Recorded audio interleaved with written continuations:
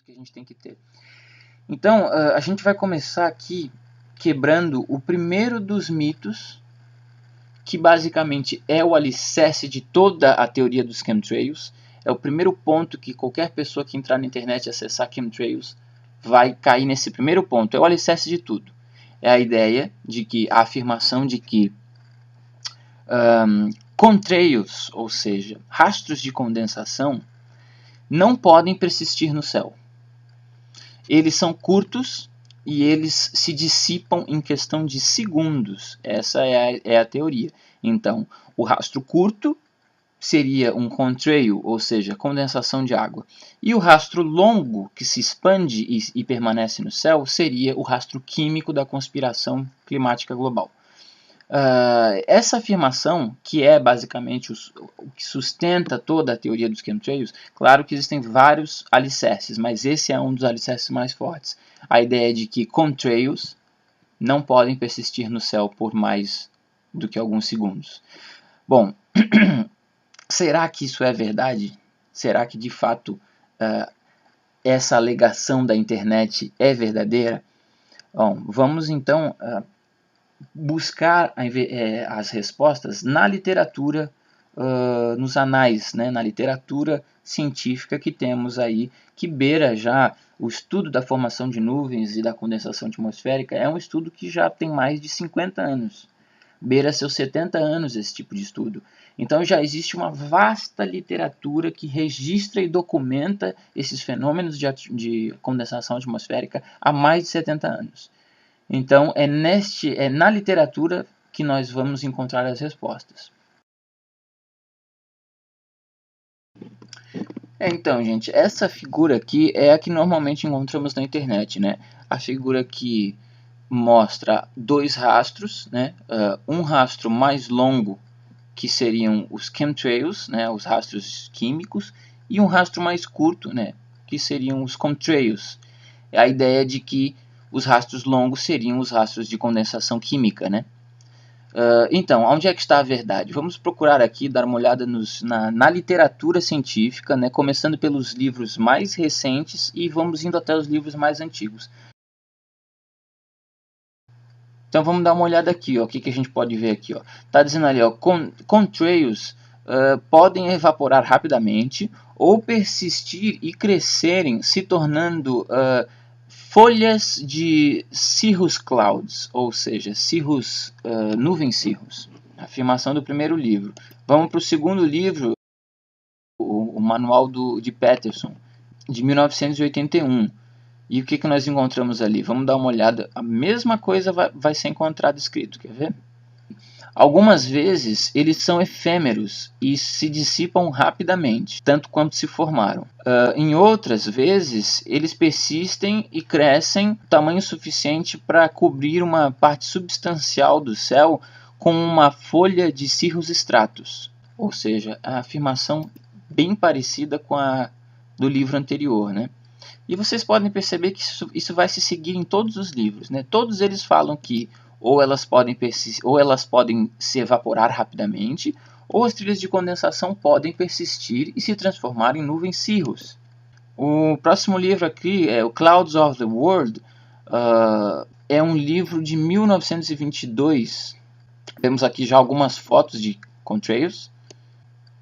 E aqui o que diz aqui, uma vez congeladas, as trilhas podem persistir por muitas horas e com a ação do vento se transformarem em nuvens horizontais. O próximo livro, Clouds and Weather, né? As Nuvens e o Tempo, é um livro de 1969 e ele afirma o seguinte: algumas vezes elas desaparecem rapidamente e em outras ocasiões podem persistir por um longo tempo e se transformarem em cirrus ou autocúmulos. Mesmo tipo de afirmação que a gente tem visto. O próximo livro seria o Cloud Studies in Color. Esse é um livro de 1967. Já vemos aqui uma foto de rastros permanentes, né? E aqui nós temos a mesma afirmação, basicamente, né? De que elas podem se dissipar rapidamente ou durar por mais tempo no céu e se transformar em nuvens. Mesma coisa. Em 1963, Vamos lá, ó, algumas fotos de rastros condensados e essa afirmação. Algumas vezes o ar é suficiente seco para elas evaporarem em minutos, ou podem durar muitas horas.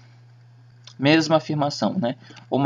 Em alguns momentos os rastros duram pouquíssimo tempo, ou seja, se dissipam instantaneamente, e em outros momentos duram muitas horas. E por fim, Cloud Study, né? O estudo das nuvens, um livro de 1957. E vamos ver o que ele afirma. Tá lá a data do livro, né? Para vocês verem bem. E já vemos ali as fotos dos rastros persistentes, né? E lá afirma o quê? E aqui diz que o vento pode levar o contrail a uma formação horizontal, né? E depois fala que pode cobrir o céu transformando-se numa nuvem cirrus, né? As trilhas podem ser muito persistentes, é isso que está dizendo o livro. Então nós temos aí uma pilha que remonta toda a literatura de estudo de nuvens, né, em mais de 70 anos, versus o que temos na internet. Você decide agora, né, se você vai acreditar num boato de internet ou em toda a literatura de estudos de nuvens dos últimos 70 anos. Bem, então o que a gente observou é que existe aí vasto material, né, uma literatura científica que beira 70 anos, e aonde se descreve em cada um dos livros, se descreve a mesma situação, que os rastros de condensação gerados por aviões comerciais, por aviões a jato, podem sim persistir no céu, e com a ação do vento podem se transformar em nuvem cirrus stratus ou nuvem cirrus, né? Isso aí é o que mais foi batido em cada um daqueles livros. E é o que nós vamos ver agora nas filmagens feitas a seguir. E nesse pôr do sol aqui nós temos uma oportunidade boa de conhecer essa nuvem que estamos vendo, chamada Cirrus fibratus, né? Essa nuvem toda. No caso, o interessante desse vídeo é que não estamos diante de uma Cirrus fibratus natural. Essa Cirrus fibratus ela foi originada pela passagem de um avião comercial. Bem nessa região aqui nós temos uma aerovia comercial que passa aqui pela região da capital de Santa Catarina. Então é comum aviões passando nesse sentido e deixando trilhas de condensação permanente. E com a ação do vento, essas trilhas de condensação se espalham pelo céu, formando nuvens cirrus, na maioria dos casos. Nuvens cirrus fibratus, às vezes cirrus vertebratus também é comum. Mas no caso aqui estamos diante de uma Cirrus fibratus dessa bem alongada, né? Pode-se dizer até que poderíamos colocar ela na classificação Cirrus undulatus, devido ao padrão de ondas, né, escalonado. Mas eu acho que essa nuvem em especial ela fica mais bem classificada se for denominada como uma Cirrus fibratus. Aí é que vem o X da questão, né?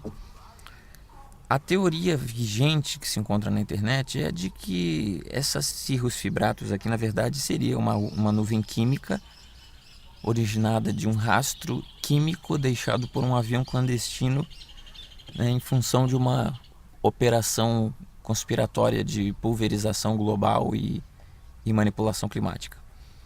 Então seria um avião clandestino.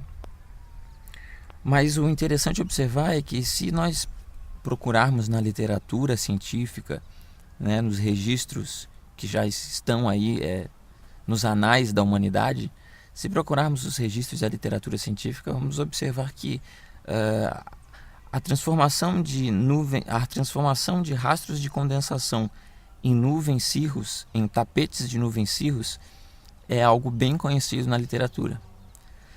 Nós temos aqui fotos, o que vocês estão vendo aí no vídeo, estou colocando para vocês aí, são algumas fotos de alguns livros de clima e meteorologia física, onde os peritos mostram que aviões podem originar sim trilhas de condensação permanente, e essas trilhas de condensação permanente em muitos casos se dissolvem pelo céu, se transformando em nuvens cirrus, como estamos vendo aqui neste caso. Então a literatura vai provar esse tipo de coisa. Não se trata de um avião liberando produtos químicos dentro de uma conspiração global de manipulação climática. Trata-se de fato da condensação permanente gerada por um avião comercial, e essa condensação permanente, esse rastro de condensação permanente, com a ação do vento vai se transformar numa nuvem cirrus. Ali nós temos o processo acontecendo, na verdade, né? Aqui nós temos alguns rastrinhos deixados por aviões, e essa nuvem que vocês estão vendo aqui também é um tapete de cirrus stratus, ou um tapete de cirrus, né, originado de um rastro de condensação deixado por um avião. Esse é um processo que já está catalogado nos anais das ciências há mais de 30, 40 anos. Então, é algo bem conhecido.